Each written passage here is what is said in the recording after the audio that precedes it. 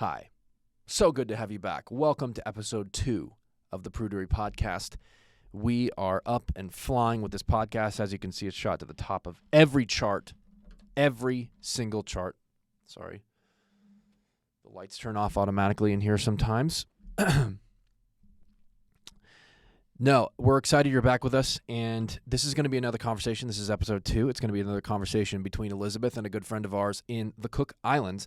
She was instrumental in writing a piece of legislation with this friend of ours. His name is Reuben Tylor. He's been an attorney in the Cook Islands for quite some time, and him and Elizabeth wrote and helped draft a piece of Cook Islands legislation. It was actually made by their government. It was passed by their government in 2021. It was called the International Relationship Property Act. And the purpose of that was they were dealing with a lot of issues with a rather unpleasant subject, divorce. Apologies, we have to talk about divorce, but something we have to deal with sometimes, where divorce courts were interfering with trust structures. And in the opinion of Elizabeth and Reuben, that was sort of unfair because a trust structure should be separate as an entity from what's going on with a marriage settlement. So they are discussing the various issues associated with that.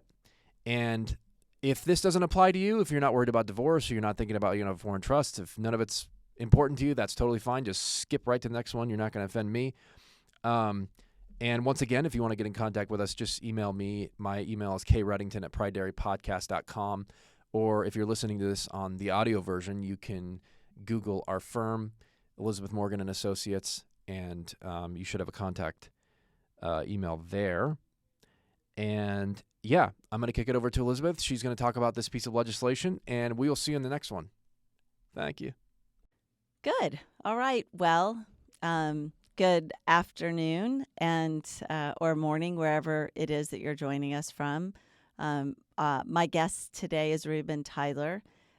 Reuben is sitting in the Cook Islands, which is, in the Pacific, clearly. And you can tell that I am not. I'm in my wool blazer, and Reuben is in his nice tropical garb, which is completely appropriate for an island in the Pacific. So welcome, Reuben. We're so glad to have you. Reuben Tylor hails originally from New Zealand. He was born in Dunedin, New Zealand. He did his schooling as a child in both the Cook Islands and in New Zealand. And perhaps I stop right now. There are going to be some listeners who don't know where the Cook Islands are. So, Reuben, why don't you give a quick geographic explanation of where exactly you are in the South Pacific? Yeah, thanks, Elizabeth. We're 21 degrees south of, directly below Hawaii. Hawaii is 21 degrees north, and we're physically part of the Tahitian group of islands. Perfect. And just so our listeners know, it seems like a remote spot, but you can take a direct flight from Los Angeles really easily. It's about an 8 or 9 hour flight, and so it's actually much easier to get there than you would think. So he's spent time in his past at both New Zealand and the Cook Islands and continues to do so. That's one of those unique things about the Cook Islands is its relationship with New Zealand. And I'll let Reuben talk more about that once we get started. Reuben has two degrees from Auckland University, both his bachelor's degree and his law degree. He's admitted as a barrister and solicitor of the New Zealand High Court, and he has been practicing law as a barrister in the Cook Islands as well. So a barrister, for some of you who are not familiar with a common law or UK-based system, is somebody who tries cases as opposed to a solicitor who drafts documents. So there's a little bit of difference there. Reuben has founded a number of trust companies beginning in 1983, South Pac Cook Islands Trust, New Zealand Trust and Investment Corporation in New Zealand, and most recently, trustees and fiduciaries in the Cook Islands in 2015. So Reuben is a really creative, brilliant, amazing person. I was lucky enough to meet him probably about 23, 24 years ago in a snowstorm in New York City, which was interesting given his, coming from the Cook Islands. And we have had just a fabulous friendship and relationship since then. He's one of the most creative and, academic and intellectual people I know, and also one of the most real and practical. So welcome, Reuben, to our podcast. We're so glad you're here. Thank you. Thank you very much for that introduction. It's very kind. Well, thank you. I think to lay a foundation for a discussion, which I would like to be broader than our primary focus, which is some new legislation that Reuben and I worked on together, and we're very happy about that legislation. I'd like to briefly talk to our audience about jurisdictional differences, Reuben, in approaches to property ownership, rights of creditors, et cetera, just to lay a bit of groundwork, if that's okay. So I'll start with my summary, and then feel free to jump in at any juncture, okay?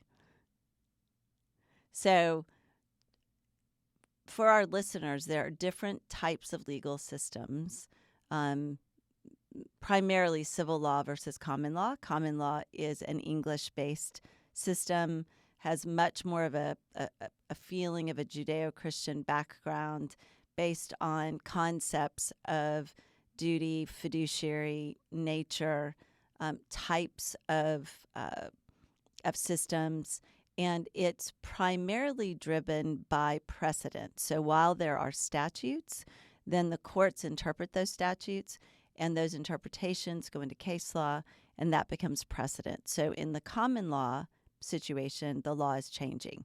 It's growing, it's changing. In civil law countries, and think about, countries like, Switzerland, Germany, Mexico, those systems are based almost exclusively on statutes. They do have case law, but it's much more driven by the actual statutes themselves. So both systems have legislation and statutes and case law, but historically, common law has developed much more out of a precedential system than the civil law. Because of the fact that England was colonizing all over the world, the English common law system is very widespread. So it's not just sitting in England, and it didn't just come to the United States. It also traveled across the ocean and exists in the Caribbean countries, the South Pacific countries, Australia, New Zealand, etc. So when we're talking about these legal systems, it's helpful to remember that we have common law versus civil law systems. Now, the other thing to keep in mind is that jurisdictions have the ability to, through their legislative bodies, write laws for the benefit of the folks in their jurisdictions. But in some situations, think Delaware, in the United States, when you have a jurisdiction that doesn't have a lot of revenue potential, because of their size or their location, et cetera, sometimes they'll draft legislation to encourage businesses to move there. So they'll draft statutes that are more beneficial than perhaps their neighbors' statutes, all in the interest of, free market, freedom of movement of goods and services, et cetera. So the Cook Islands is a chain of islands. I will let Reuben pop in and talk to you about Rarotonga, which is one of the larger islands, but the Cook Islands has developed into a trust center, and Reuben was very instrumental in doing that in the 80s, because when you are living in an island chain, you have some ability to generate revenue, but there's, other than tourism, sometimes you get a little limited in the way that you can generate revenue. So, Reuben, if you wouldn't mind, just give our audience a brief synopsis of how that came about in the 80s, the Cook Islands asset protection legislation, because I think it's a perfect foundation for the real property trust concept and statute that we're going to talk about. Not real property, sorry, relationship property trust statute. All right. Well, I think the main thing to understand is that a lot of your law is perhaps at least decades and maybe even centuries ahead of ours. And Elizabeth and I sometimes say behind. But you're dealing with legal concepts that haven't developed here yet, and so we have a vacuum in our law in many areas. And one of the areas was the law of bankruptcy, and I'll give you that as an example. So we don't have bankruptcy law here yet. We're still back in probably the 1860s for bankruptcy law, and so our law anyway is traditional English law, maybe 100, maybe 150 years behind. And so for the most part, we're talking about looking back and saying, well, 100 years ago, what did English law say about these things? So the step into protecting trust assets was easy for us because that's where our law was anyway. But the other aspect is the Cook Islands is it's a micro state, but we do have a fully fledged democracy, and our parliament meets, I'm going to be frank, our parliament meets about 60 days a year, and they are interested if we are able to come up with legislation that addresses problems elsewhere while not having any negative impact on the domestic scene. And so that's where asset protection that's where the idea began. Our trust law said that if you set a trust up, then the assets in that trust are protected against creditors. Your trust law has all sorts of ifs and buts about it. So we basically codified our common law position and made it attractive then for foreigners to bring their trusts into the Cook Islands because of the different law and that extra protection. And I think the word is probably that we provide a degree of certainty that we don't have in your own domestic jurisdiction. So I think that probably answers your question, Elizabeth. It does. So, Reuben, building on that concept and the idea of asset protection, I remember when I was a very, very young lawyer, I remember learning in law school that, well, let me just back up again. So the common law rule of trusts says that if I make a transfer to a trust, and by the way, a trust is a relationship, it's not an entity, right? So if I create a trust, it's a relationship among a trustee, a person who's charged to be trustworthy with regard to those assets, a settlor, the person who transfers the assets, and the beneficiary, right? And all three of those people play a role in that relationship. And that's a common law concept that you don't see in the civil law, world. You have things, and that will be a topic for future podcast foundations, other types of structures that do the same thing. But a trust is a relationship. So when you are thinking about trusts, where that trust lives isn't necessarily driven by what the governing law is. It really is based on where the trustee is located, because that's where the jurisdiction will sit, where the trust is being administered. So that's kind of first and foremost a really important point as we start to talk about the development of the asset protection trust world in the Cook Islands, and then talk about our relationship property trusts. So the thing that's interesting for American audiences, if you all are listening, is that in the common law, I could make a transfer to a trustee for the benefit of a beneficiary, and I could be that beneficiary as long as I had not made a transfer that was fraudulent in with regard to creditors, which is outside the scope of this particular time we're sitting together. But that's important because in the United States, before the beginning of the industrial era, that was our rule as well. I could create a trust for the benefit of a beneficiary, and the beneficiary could be me as long as I hadn't made a fraudulent transfer. There was a public policy concern in America because of the way that our country grew up out of some very restrictive hierarchies that said that our public policy would not support any kind of restraints on alienation. And what does that mean? Anything that said that an individual couldn't pledge or assign their property. So before the industrial era in the United States, before the 20th century, individuals created trusts and allowed their beneficiaries, their children, they had to alienate the property, which means they could have personal debt and use the assets in the trust to secure that debt, which in an agrarian economy wasn't a problem. But in the industrial era, it became a big issue because these kids were pledging their assets in exchange for debt in an environment where it was the beginning of the industrialized area, age.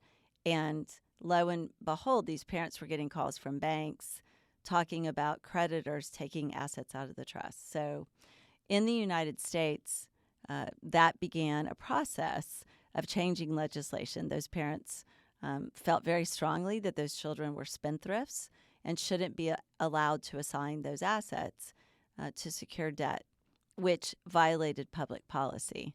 So began about a 40 or 50-year march toward passing what we refer to as spendthrift trust statutes. And what those statutes say is, okay, we can see that it is in the public interest to allow restraints of alienation, which generally are against public policy, in trusts where there is a spendthrift beneficiary. The caveat is that if I, the settlor, am also the beneficiary, then the trust does not get that spendthrift protection. In other words, I have to have the ability to pledge or assign the assets because it would be against public policy to allow us, the settlor, to protect our assets from the claims of our creditors, which is a very unique American construct. So that's the next concept that's important to understand, because I remember the very first time I was approached as a young trust lawyer at Jenkins and Gilchrist in Dallas with this idea that we should be able to do foreign trusts, and those trusts would protect the assets from the claims of the settlor's creditors. It was almost like a mind-numbing or blowing experience. I said, that's just impossible because, I had been raised in a certain pond on a certain lily pad, and I didn't even realize there were other lily pads. And in fact, there are lots of other lily pads.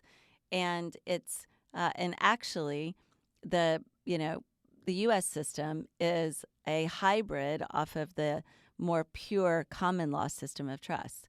So that was the first light bulb that went off in my head. Oh, my lands, we could really go to a common law jurisdiction and have some superior asset protection. And so fast forward to the Cook Islands, and you all drafted. We've had legislation in various jurisdictions that do provide a framework for what some people call self-settled asset protection trusts. I don't really like that because the reality is they're old common law trusts. They follow the common law principle that as long as there's been no fraudulent transfer, those assets can be protected from the claims of creditors. But Cook Islands, you all went further. and provided a very clear framework for how creditors could reach those assets. And to be very frank, it was a very limited opportunity for creditors to reach those assets. So fast forward to the future, Reuben and I share some views about family and the importance of independent thinking and the ability to make our own decisions about things like marital property and protecting that property for the family and not outside creditors. And we had an opportunity to talk about those ideas. I do get to go to the Cook Islands, and except for COVID, unfortunately, I haven't been there in a while. But in those times where we were able to kind of talk about that and think about the very family-oriented nature of the Cook Islands, we came up with this idea. And I can't remember, Reuben, I think it was much more your idea than mine. But the concept is that in the United States, where and not just the United States, kind of in the Western world, the concept of family and marriage is eroding, which means more and more divorces. I mean, the statistics right now look like it's in excess of 60% of first-time marriages end in divorce. And what that can lead to is an erosion of the family's resources, and generally can be a societal problem. And so we were talking about how courts were addressing that in the United States. Could spouses contract? We have statutes to allow us to do that. Different states have different levels of ability to do that. And so we talked about, maybe what we should do is create a trust that would protect those assets and allow spouses, while they still liked each other, to craft an agreement about how that would happen after divorce, and that would have the asset protection construct of the Cook Islands to stand up against, what I would term rogue courts who are undoing, premarital and marital property agreements. Is that kind of a fair assessment of how we got to this statute? Yeah, that's where we really began. So from that point, we agreed to put our heads together and to draft a statute, and it was really so much fun to do. An American lawyer and New Zealand lawyers, because not only was it Reuben and me and a couple of the lawyers in my office, but also we involved New Zealand counsel. And I started kind of with the Uniform Marital Property Act in the U.S. So our idea, and then we translated that also into the New Zealand concept of these types of contracts. And the idea being that we wanted it to be negotiated and entered into in the same way that a marital property agreement would be in our various countries. So both parties are represented by counsel. They know what it is that they're doing.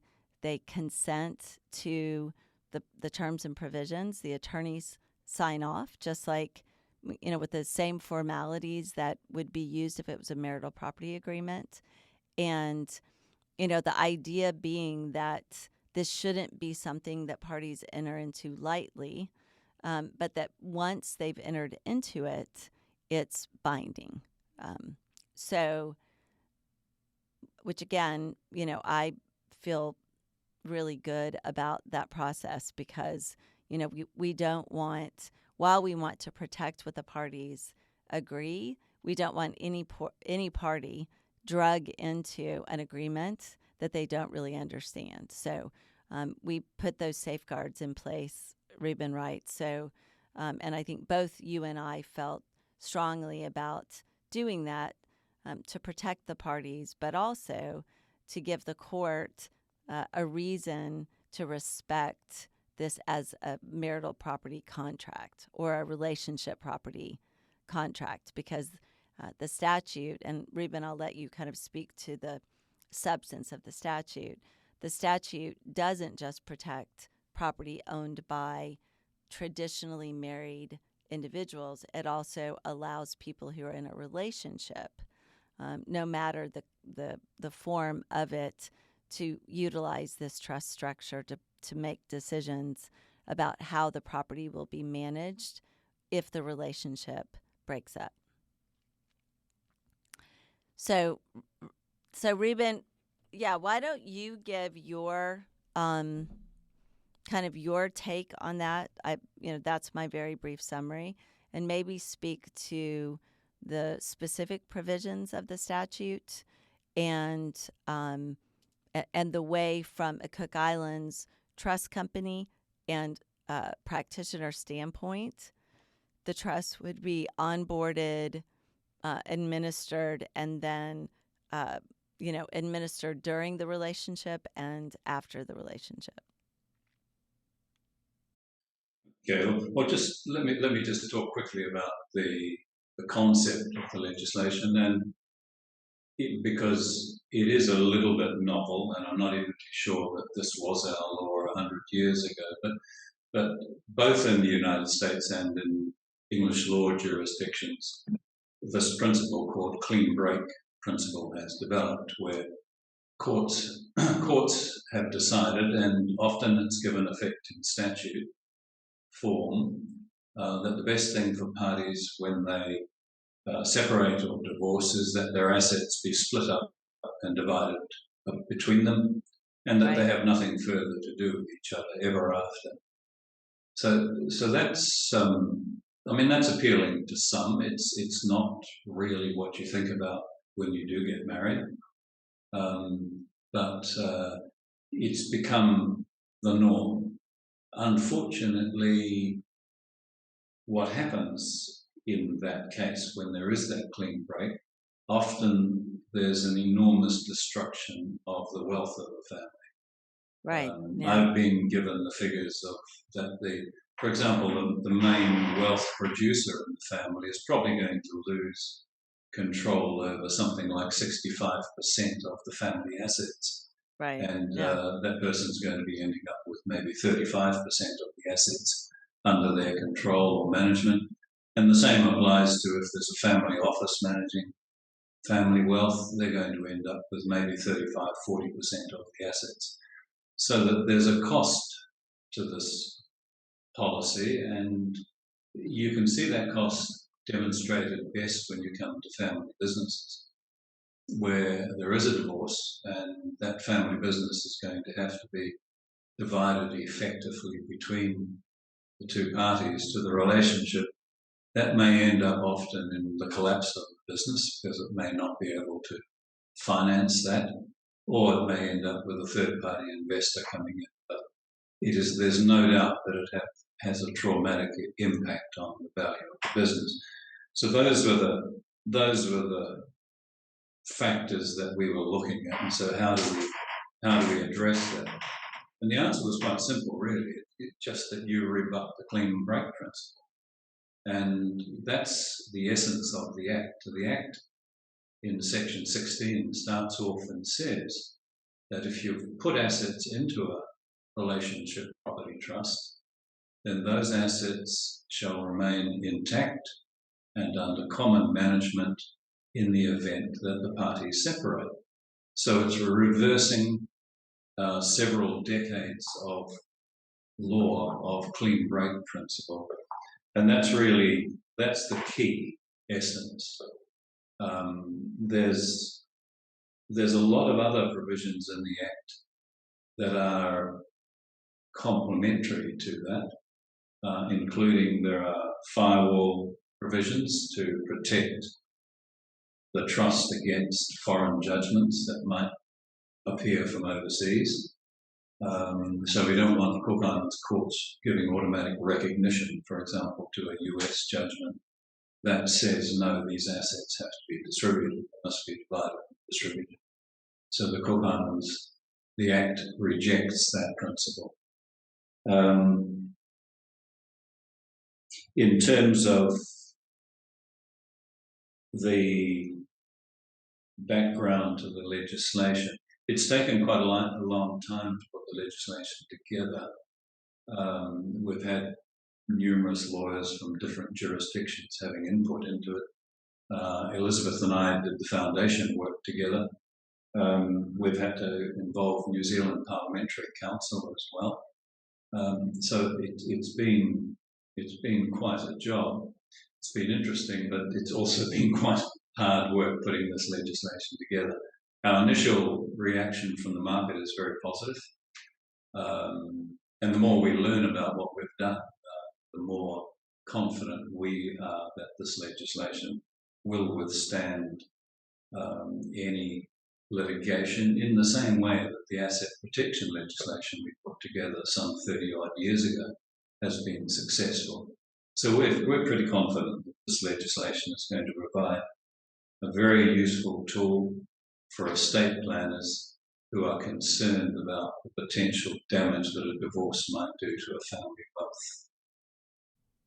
Right. I think absolutely. And nothing against our friends in the divorce bar, but it's a trend that's been emerging is that clean break idea is clearly something that's been emerging, but also the concept that parties who contract prior to marriage or even after marriage, the courts want to come on top of that agreement and allege that the agreement is not valid. So that's troubling because an agreement, if it's made while you still like each other with all of the formalities and protections involved, both having counsel, sitting down at a table together, truly that should be upheld, because once a divorce happens, of course, somebody's really upset. And, and at that point, the most sympathetic of the individuals or the one who has the most money could win. And so what I love about this structure is it preserves the intention of the parties at a time when their right mind, they had their right mind. And to be honest, Reuben, there aren't lawyers who will make money out of creating a problem, right? So that's also, in some respects, my incentive. You and I both really believe people should be able to freely contract. And as long as they've been advised properly and there was no deception, then the contract should stand. And so that really, to me, is one of the reasons I was so passionate about this project, because it honors, an individual's ability to make decisions and doesn't leave, people vulnerable to a court system that may or may not be acting wholly in their interests. So, yeah, perhaps if I could just make a comment there too, and that is that we talked about prenups and postnups, and of course the difference there is that you're agreeing on the shares, but you're actually agreeing to divide and distribute. right. Whereas this concept is that you can agree on the shares, but you don't divide and distribute. But more important, you'll see that your courts do have the right and often do review prenups and postnups. And when they carry out that review, they carry out the review as to fairness as at the date that they're doing the review. They don't look back to the date that it was created. They don't restrict themselves to the date it's created. Right. We discussed the policy behind that, and we decided in the legislation that we would restrict the courts to the date that the agreement was entered into, and not allow the court to do any review in relation to the current, at the time the separation occurred. So it's one of the numerous small little policy issues that we've dealt with in the statute. Right. And when Reuben speaks about this shares idea, just to go deeper into the statute and the way that it actually would work, the parties can decide after a divorce how much income they receive from something that we have termed shares. So there is the ability for the parties to contract and envision divorce. In other words, it doesn't have to all just stay in some kind of joint pot where they have to, talk to each other, because the reality is they may not want to talk to each other. So they can contract and agree to have separate shares so that they can kind of go on their way without interacting. But the value of the business or the resource, whatever it is that they see as being important to keep intact, stays in that solution, and also gives them the ability to live independently of each other, which is, incredibly important, I think. Now, from a U.S. standpoint, people might think, well, how is that going to work? I have property sitting in the United States. Is a court really going to honor, because you can bind a trust by filing suit where the trust property is located. How is that really going to work? How does turnover work? Let's say that the asset is a family business, Reuben, and it's a C Corp and their shares, and that company is actually in the United States. Could you speak to how that would work? Because the divorce court's going to come in. The judge is going to say, yeah, right, okay, those shares, that family business is located in Baltimore. And so I'm going to, bind this trust by gaining control of this family business located in Baltimore.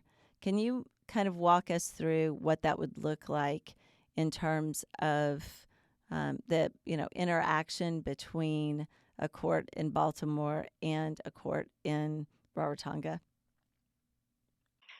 Yeah, it's a complex issue. We're talking about choice of law. Initially, we're talking about choice of law by the parties, and both in US law and in most other jurisdictions, the law does recognise the rights of the parties to choose the law that will apply. That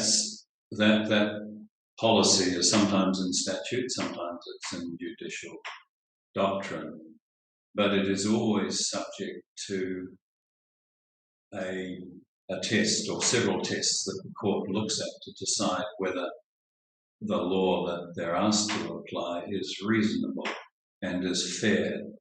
And so for that reason, that's why the legislation has provisions in it, such as requiring the parties to have independent legal representation.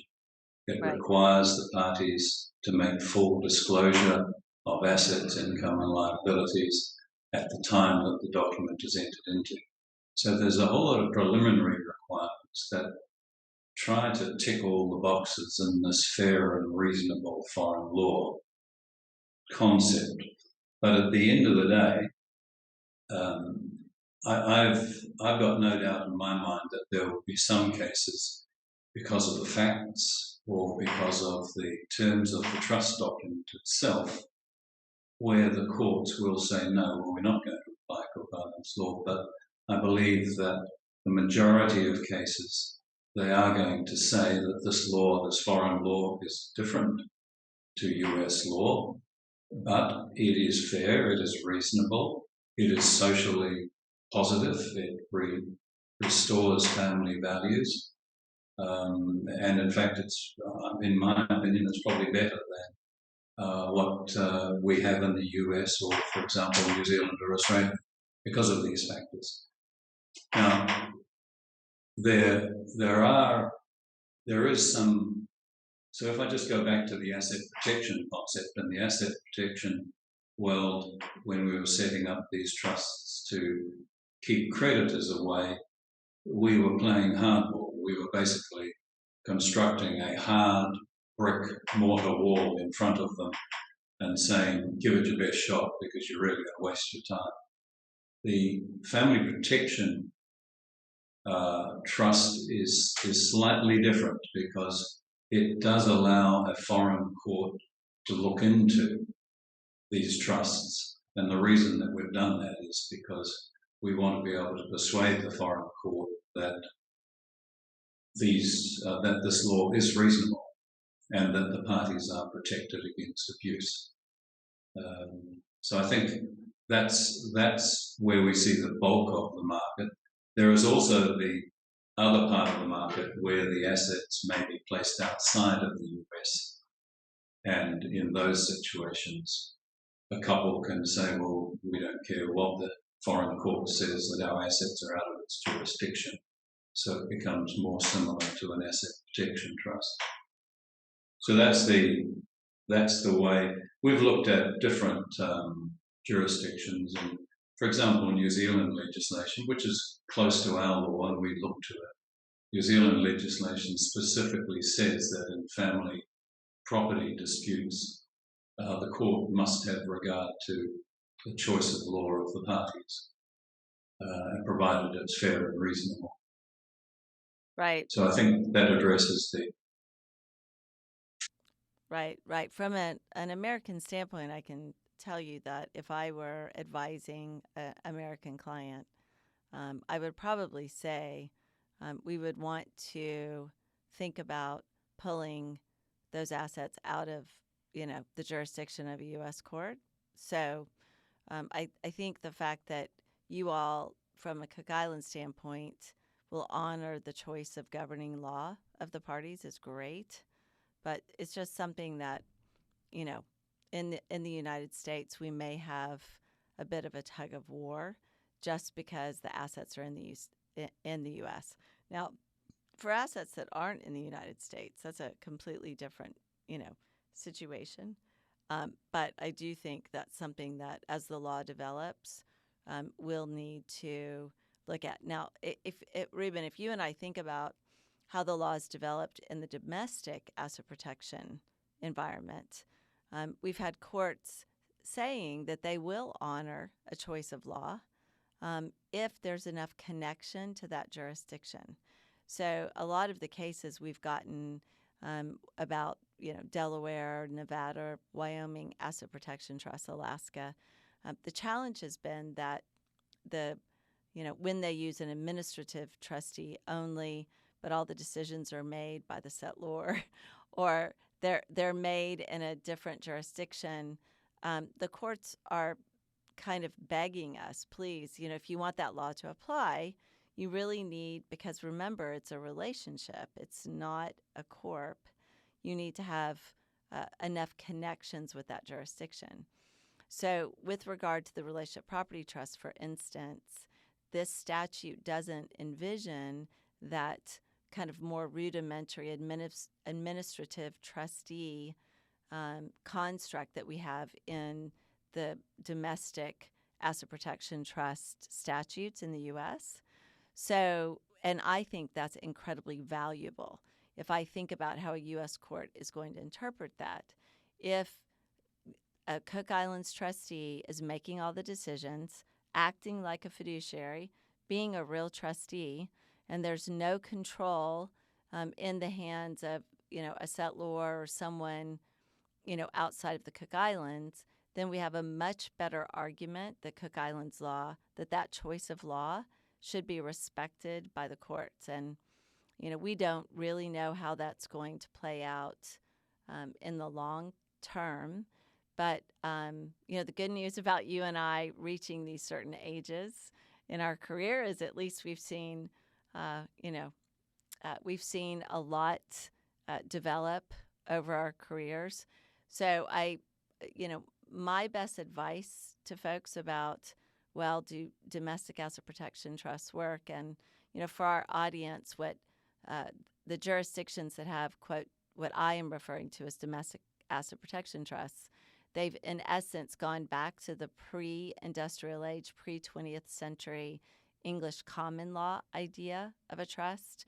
They, basically say that as long as there's no fraudulent transfer, a settlor can settle a trust and be a beneficiary, and those assets will be protected from the claims of creditors. So what the courts have been telling us is, and let me just back up. If you are, I sit in Texas, Texas and Florida, but I'm in Texas right now, and in Texas, we have the old-fashioned spendthrift trust legislation. So if I'm a settlor and I create a trust, and I attempt to use it to protect against the claims of my creditors, a court's not going to honor that necessarily. I mean, in Texas, because that's not the way our statute works. In Delaware, the court would honor it. If I was sitting in Delaware, the court would say, yeah, right, that makes sense. And what the courts are saying based on the case law that's starting to develop is we will honor a choice of law as long as there are enough connections to that jurisdiction to warrant it. So just, why it's so important to have a corporate trustee in the Cook Islands, and the difference between Cook Islands asset protection legislation and the relationship property trust legislation and the domestic asset protection legislation in the United States. Just a difference there. So, Reuben, do you have any other? I'm going to kind of wind up with some of my comments about the links that we're going to have in the notes to this presentation. But do you have any other additional words of wisdom for us, or things that? Yeah, just in terms of just on the choice of law issue, one of the things that we are seeing in cases is and you referred to it before, that this doesn't apply. The relationship property trust doesn't just apply to married couples. It applies to people in a relationship. So it might be same-sex couples. It might be, there's a whole just ordinary de facto relationships. So the people in those relationships can also establish a relationship property trust. And the other thing is that wealthy families now tend more and more to become more international. And so I agree that you're going to have a problem with a Texas couple who have lived all their lives in Texas, married in Texas, born in Texas, and own property in Texas. But the reality is that many, many, many families now, one or the other, comes from some other country, have a foreign domicile. They have assets, perhaps in 3 or 4 different countries. Right. And they have a potential for their matrimonial property claim to be bought in 3 or 4 different countries. So I think there's a whole group of people out there that start to make that choice of law issue more fuzzy, and in those situations I'm reasonably confident that the courts are going to find it attractive if there's a neutral jurisdiction, as long as the law of that neutral jurisdiction is fair and reasonable, and as long as the parties are protected against abuse in the future. So I think that that's probably a useful point. And the other one is that we do have families with legacy properties, assets that the founders don't want sold. And it might, an example in the US might be a farming family that every time they make money, they buy the neighbour's farm. They never spend anything outside that farm and the neighbour's farm. And they don't want that farm to be sold because of their son's divorce. Right. So I think it's got applications there as well. So it's got applications. All these applications are, in my view, socially positive. There's nothing socially negative about this legislation. Right. No, I agree. And so I like the way we're ending this. We kind of are ending where we started, that our motivation really had to do with creating a way for individuals to protect property in a way that was very socially positive, positive for relationships, positive for families, protected children. Um, you know, from what you and I perceive to be courts and you know a professional community that is kind of pillaging family stores, and it's not benefiting the families. So I think as time goes on, you and I both hope, I'm speaking for you, I know, but we share this value that that's generally a bad thing, that, relationships and children and resources should have a venue for protection instead of only a venue for dissipation, which is what we're seeing in, not only in the United States but in New Zealand and Australia as well. So, All right. Well, thank you for bringing me into this conversation, Elizabeth. I'll let you get back to Texas winter.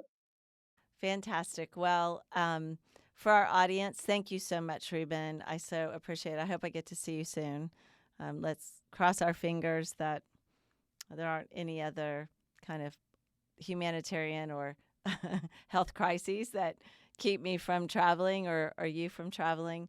And I just want to thank our audience for participating with us. I know it's this is a topic that is a little academic, and but if you'd like some additional resources below this video, you'll see links to Reuben's to trustees and fiduciaries to their website. Where we've also linked the statute if you'd like to actually access it. We've linked our law firm in case you want to know more about us. And if you want to leave comments, please do. And we'll try to get back to you if we can. So thanks so much. Have a great rest of your day. Thanks, Reuben. Thank you.